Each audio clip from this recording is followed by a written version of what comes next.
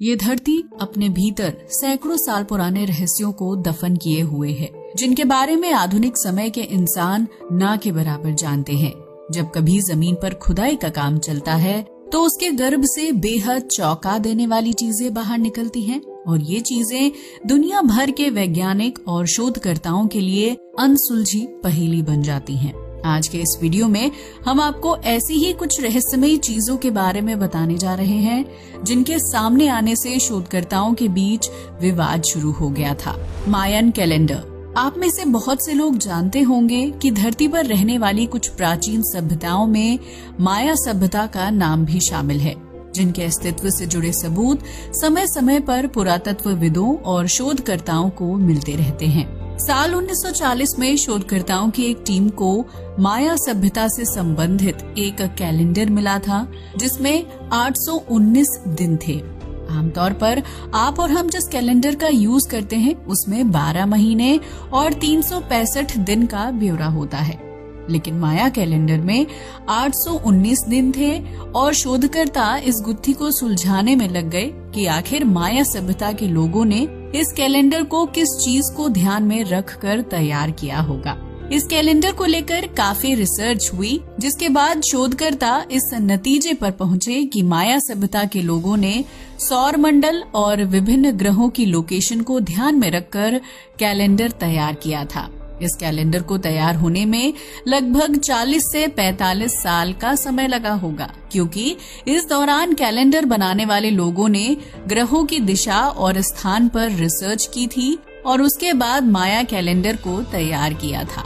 ये कैलेंडर सिर्फ दिन और साल की ही जानकारी नहीं देता है, बल्कि इसमें सूर्य और विभिन्न ग्रहों की लोकेशन और मूवमेंट को लेकर भी सटीक जानकारी दी गई है। लेकिन आधुनिक युग में वैज्ञानिक और शोधकर्ता इस कैलेंडर की गुत्थी को पूरी तरह से सुलझाने में कामयाब नहीं हो पाए हैं, जबकि उन लोगों को इस बात से भी हैरानी है कि आखिर सैकड़ों साल पहले माया सभ्यता के लोगों ने बिना किसी टेलीस्कोप या मशीन के अंतरिक्ष में ग्रहों की सटीक लोकेशन और मूवमेंट का पता कैसे लगाया होगा। स्कल 5। वैज्ञानिकों और शोधकर्ताओं को समय समय पर मानव शरीर और खोपड़ी के अवशेष मिलते रहे हैं, जिनके ऊपर रिसर्च करने से हमें ये पता चलता है कि प्राचीन युग में इंसान का शारीरिक ढांचा आज के इंसान के मुकाबले कितना अलग और विशाल होता था। अब तक वैज्ञानिकों को जितनी खोपड़ियां मिली हैं, उनमें से ज्यादातर खोपड़ियां टूटी फूटी या फिर आधी अधूरी हालत में होती थी। लेकिन साल 2000 में जॉर्जिया की राजधानी टबिलिसी से कुछ किलोमीटर की दूरी पर वैज्ञानिकों को एक गुफा के अंदर एक साथ 5 इंसानी खोपड़ी मिली थी, जिसमें स्कल 5 यानी 5वीं खोपड़ी जबड़े के साथ मिली थी और ये चीज वैज्ञानिकों के लिए बहुत बड़ी सफलता थी। इस खोपड़ी के मिलने के बाद वैज्ञानिकों को पता चला कि प्राचीन काल में जब इंसान विकास क्रम से गुजर रहा था तो उसका दिमाग छोटा होता था और जबड़ा और दांत बड़े होते थे। उस दौर के इंसान कच्चा मांस खाते थे, जिसके लिए उन्हें बड़े और मजबूत दांतों की जरूरत पड़ती थी। स्कल 5 के मिलने के बाद वैज्ञानिकों के सामने एक सवाल ये खड़ा हो गया था कि क्या प्राचीन युग में जॉर्जिया में भी इंसानी जीव था जो अफ्रीका महाद्वीप की तरह तेजी से पनप रहा था। अगर ऐसा था तो जॉर्जिया में विकसित होने वाले इंसान कहाँ गए और उनका जीवन कैसा था? ये कुछ ऐसे सवाल हैं जिनका जवाब वैज्ञानिक अभी भी तलाश रहे हैं। वहीं कुछ पुरातत्वविदों का मानना है कि जॉर्जिया में रहने वाले इंसान कभी आधुनिक मानव में विकसित नहीं हो पाए थे, क्योंकि विकास क्रम के दौरान ही उन लोगों की मौत हो गई होगी। हालांकि सच्चाई क्या है, इसे जानने के लिए वैज्ञानिक स्कल 5 पर शोध कर रहे हैं और शायद आगामी कुछ सालों में उन्हें सभी सवालों के सटीक जवाब मिल जाएंगे। डैकलॉग स्टोन।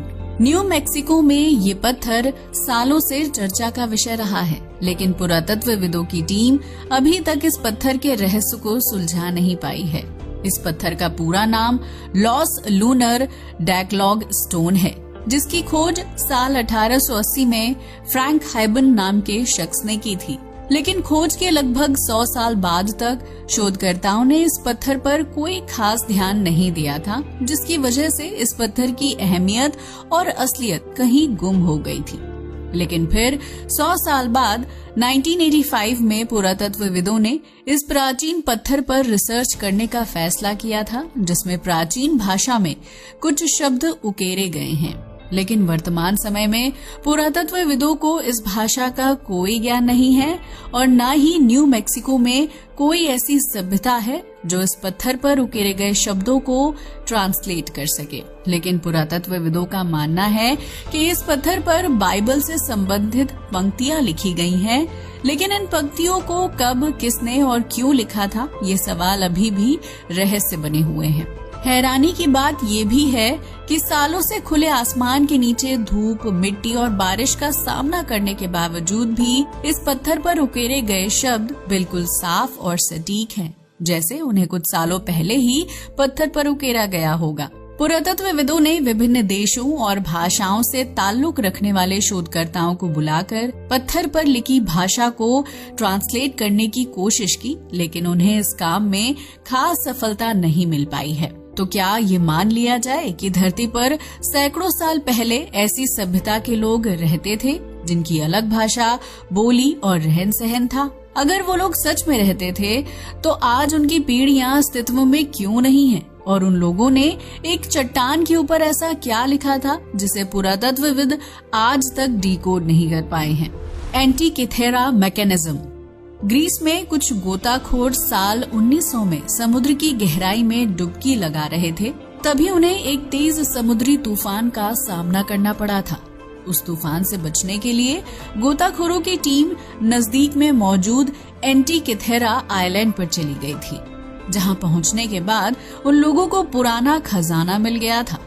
ये खजाना सोने चांदी से भरा बॉक्स नहीं था, बल्कि गोताखोरों की टीम को सालों पुराना एक गियर बॉक्स की आकृति वाली कोई चीज मिली थी। जब उस बॉक्स पर रिसर्च की गई तो पता चला कि वो चीज गियर बॉक्स के आविष्कार से भी कई साल पुरानी है। शोधकर्ताओं के सामने ये सवाल खड़ा हो गया कि आखिर ये वस्तु एक सुनसान आइलैंड तक कैसे पहुंची और इसका इस्तेमाल किस काम के लिए किया जाता था। शुरुआत में शोधकर्ता मान रहे थे कि उस वस्तु को समुद्री जहाजों में इस्तेमाल किया जाता होगा और जहाज के पानी में डूबने की वजह से वो बॉक्स आइलैंड पर पहुंच गया होगा। लेकिन उस बॉक्स की उम्र गियर बॉक्स के आविष्कार होने से पहले की बताई जाती है। लिहाजा शोधकर्ताओं के सामने ये सवाल है कि क्या प्राचीन ग्रीक के लोग ऐसी आधुनिक मशीनें बनाने में सक्षम थे और उन मशीनों का इस्तेमाल कब और क्यों किया जाता था। फेरो मेडेलियन। मिस्र अपने पिरामिड और राजाओं के लिए काफी ज्यादा मशहूर है, जिन्हें फेरो कहा जाता था। शोधकर्ताओं के लिए फेरो आखंडनाटन की ममी और उनके साथ दफन की गई चीजें अनसुलझी पहेली की तरह रही हैं, जिसमें एक मेडेलियन यानी गले में पहने जाने वाला एक जेवर भी शामिल है। इस जेवर में खास तरह की कलाकृतियां बनी हुई हैं, जिनमें से कुछ चित्र यूएफओ यानी उड़न तश्तरी की तरह दिखाई देते हैं। लेकिन ये जेवर काफी पुराने हैं, इसलिए उनके ऊपर उभरी हुई आकृति को लेकर कुछ भी साफ तौर पर नहीं कहा जा सकता है। हालांकि कुछ वैज्ञानिक और शोधकर्ता ये मानते हैं कि मिस्र के राजा का संपर्क एलियंस और दूसरी दुनिया के लोगों से था, इसलिए उनके मेडेलियन पर एलियंस और यूएफओ जैसे चित्र देखने को मिलते हैं। वहीं कई लोग ये मानते हैं कि फेरो आखंडनाटन की शारीरिक बनावट भी काफी हद तक महिलाओं की तरह थी, जबकि उनकी जीवन शैली बेहद रहस्यमयी मानी जाती है।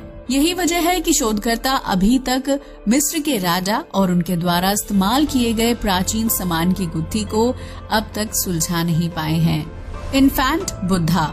ऑस्ट्रेलिया के समुद्री किनारे काफी ज्यादा फेमस है, जहां फिल्म से लेकर वेब सीरीज और डॉक्यूमेंट्रीज की शूटिंग की जाती है। साल 2018 में 2 फिल्म मेकर्स ने विश्व धरोहर स्थल शार्क बे पर डॉक्यूमेंट्री शूट करने का फैसला किया था, जिसके लिए वो मेटल डिटेक्टर की मदद से रेत पर पुरानी चीजों की खोज कर रहे थे।